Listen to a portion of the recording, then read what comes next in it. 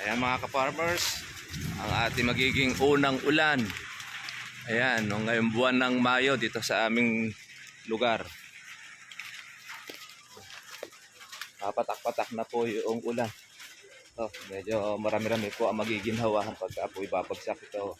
Ibubuhos yung ating ulan ngayon. Yan po yung ating inabangan ngayong buwan ng Mayo. Na-delay po siya. Ngayong 11 at 12. Ito na. Nakakalibre po tayo ng ating patubig. Abang natin, medyo mag-stop tayo ng ating patubig baka sakaling pagbigyan tayo.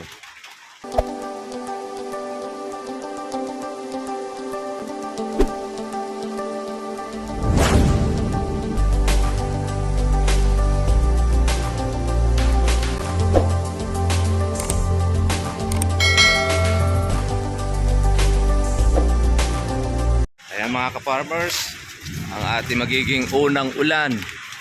Ayan, no, ngayong buwan ng Mayo dito sa aming lugar. Papatak-patak na po yung ulan. Medyo marami-rami po ang magiginhawahan pagka po ibabagsak ito. Ibubuhos yung ating ulan ngayon. Yan po yung ating inabangan ngayong buwan ng Mayo. Na-delay po siya. Ngayong 11 at 12. Ito na. Nakakalibre po tayo ng ating patubig. Abang natin, medyo mag-stop tayo ng ating patubig baka sakaling pagbigyan tayo. Ito na. May kasama na rin pong kulog. Yan rin po yung ating punla. Kalamansi ay madidiligan at hindi po ng init, kaya hindi rin po mailipat-lipat ang pagtatanim. Pero ngayon pag naulan, lalambot ang lupa at saka po siya po pwedeng taliman. Ayan po mga katribya, ang ating naabangan na ulan ng Mayo na mayroong kalakasan. Ayan, malaki na po ng patak. Na ulan mga ka-farmers, malaki magiging hawa ng ating kalamansi at hindi ng init mga ka-farmers kanina.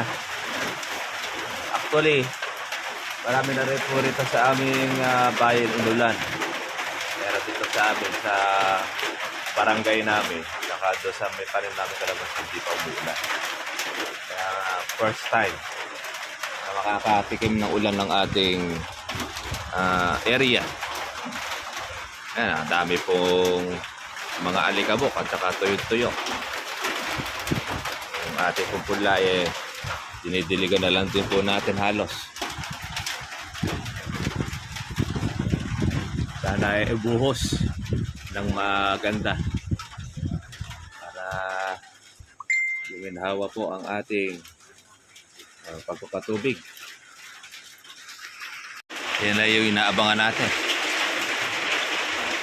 pag-ulan. Kaya habang umuulan mga katribya, kumakain ng langka.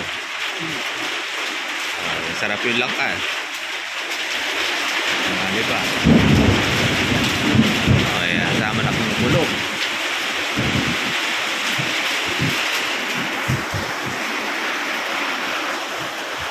Ito mga ka-farmers, hudyat na po ito ng patagulan.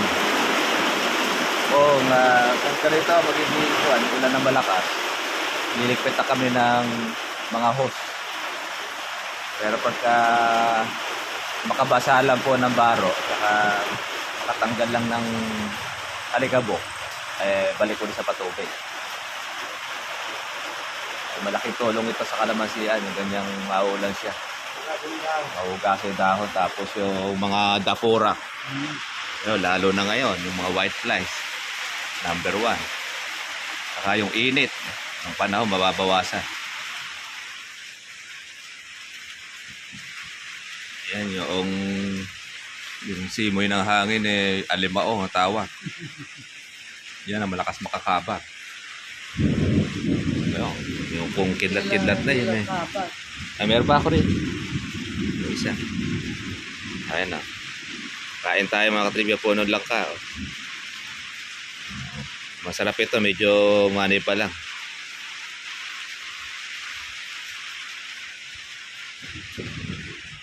Ng alikabok yung naging ulan. Pero sana mamaya eh baka sakali na magtuloy yung ulan.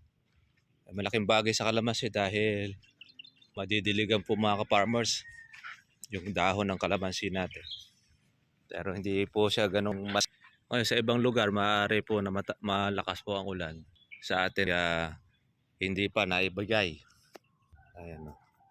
Ang kalamansi po ay nag-i-impact po ng ng tubig. Kaya kung halimbawa at ilalakas po yung ulan, ayan, marami po ang mabubusog. Maraming matutuwa at malilibre po sa trabaho. Ayan eh, balat pa lang po ang nabasa. Pero malaking bagay na rito ito mga farmers para mabawasan po ang init ng panahon. Yun. Tayong bisita.